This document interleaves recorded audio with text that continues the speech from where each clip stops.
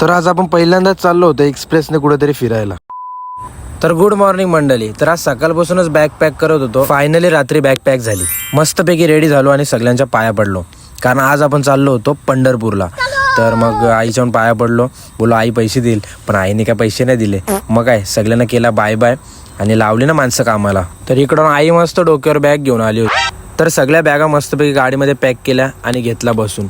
तर आमच्या काकीमुळे थोडा उशीर झाला, पण काय विषय नाही, निघालो आपण पुढे. तर आलो आपण टिटवाला मंदिरला आणि बाप्पाच्या पाया पडलो आणि निघलो आपल्या प्रवासाला. स्टेशनला पोहोचलो ना, आर्यनला पण इकडे लावला कामाला. थोडं खायचं सामान घेतला.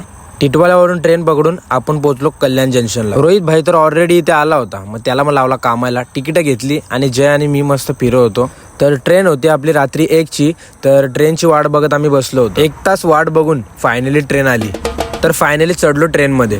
आतमध्ये चढलो तर खरं, पण इकडे वेगळा स्ट्रगल होता सीट शोधायचा. ह्या डब्यातून त्या डब्यात करता करता फायनली आपल्याला आपली सीट भेटली. आणि रात्र खूप झाली होती, तर मग घेतला झोपून. तर मित्रांनो भेटूया उद्या.